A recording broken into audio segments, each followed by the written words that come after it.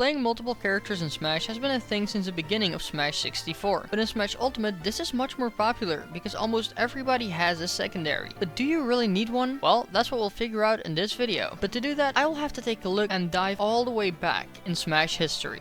Ever since Smash 64, people have been playing one character, aka their main. Solo maining in older Smash games was way more popular than playing 2 or more characters. But why? Well, this is because in older games like Melee, you only had to know around 10 matchups of good characters in order to succeed in top level play. I'm also not saying you shouldn't know the matchups of bad characters, because if you don't, there's a very high chance you are going to get your ass whooped against a low tier hero. But in general, you only had to know around 10 matchups or so in order to succeed, so there wasn't really a need to know how to play other characters than your main, with one exception being that people would learn how to play Fox just to be able to beat Hungrybox. But even this was more a player thing than a matchup thing. Now if we compare this to Smash Ultimate, there are a lot more matchups that you need to know in order to succeed in high or top level or even mid level play. But how many matchups do you have to know exactly? 82. Yes, that is correct. You need to know every single matchup against every single character in the game. Because let's say for example you're fighting a Piranha Plant, but you don't know what you are doing against that character, you are going to lose. Just for the simple fact that every character is viable. Every character in this game is good, so if you don't know how to play against every character, you are not going to make it far in any tournament. Let's say that your character only loses, let's say 5 matchups, and you really struggle with those matchups. And there's another character that has relatively good matchups against those characters you struggle against. Why wouldn't you just pick up that character as a secondary? This made picking up a secondary so much more appealing to players. I mean, why keep struggling in certain matchups when you can just pick up another character that doesn't struggle against those characters? That is not the only reason though. Because Smash Ultimate's roster is so big, a lot of people have trouble finding just one character that they like and sticking with them. A lot of people just enjoy a lot of different characters and play multiple characters just for that reason. And I honestly don't blame them. It is quite hard to pick one character out of 86. Now this doesn't answer your question of whether or not you should have a secondary. Now let's go over some pros and cons of having a secondary.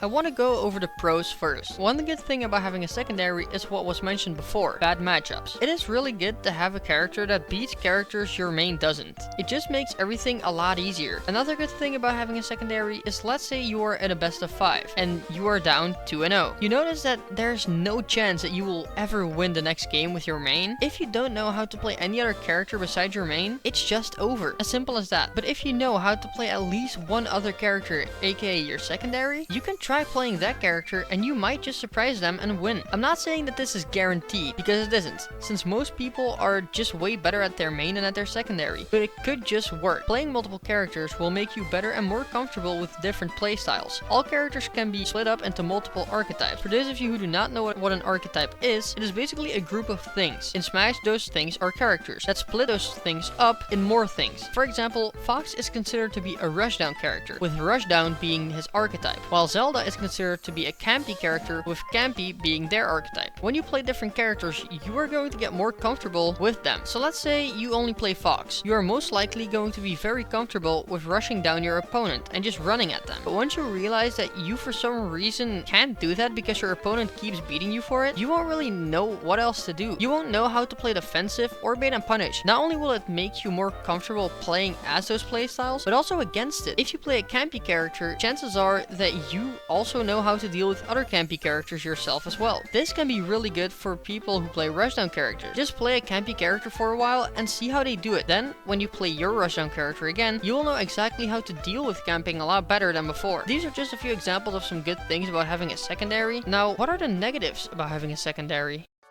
Most people will have a secondary for bad matchups. I know I put this as a pro for having a secondary, but it's also a con. Like I said before, your secondary is going to be worse than your main. So a lot of the times, when you pick your secondary for bad matchups, you're just going to be doing worse simply because of the fact that your secondary isn't as good as your main. This will lead to a lot of players just handing out free wins to their opponents because they have a better shot at winning with their main, but they just want to play their secondary because the matchup is just a bit better. Having a secondary is very time consuming. If you want a secondary secondary, you better make sure that you have the time to have one. A lot of players start playing a secondary but don't realize that it actually takes a lot of time, which will lead to them playing their secondary for a while over the course of a few weeks to practice them, but then they won't have time to practice their main, which will lead to the player getting rusty with their main. And if they do still play their main while practicing their secondary, they won't be putting in enough time to get good at their secondary. Even though it might seem like there are way more pros and cons to having a secondary, the cons weigh much more if we were to put it on a scale. These cons have way bigger effect than the pros. Now, let's answer the question you've all been waiting for.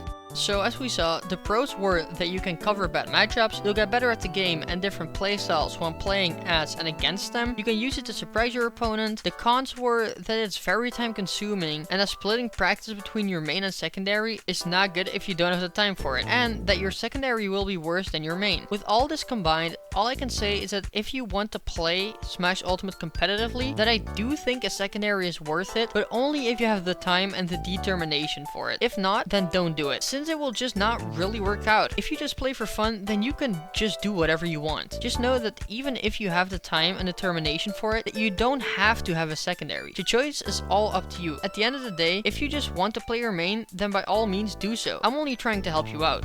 This is going to be the end of the video, guys. If you enjoyed, a like and a sub would be greatly appreciated. You can also turn on the notification bell, you don't have to, just so you know when I upload a new video. And I will hopefully see you in the next one. Goodbye.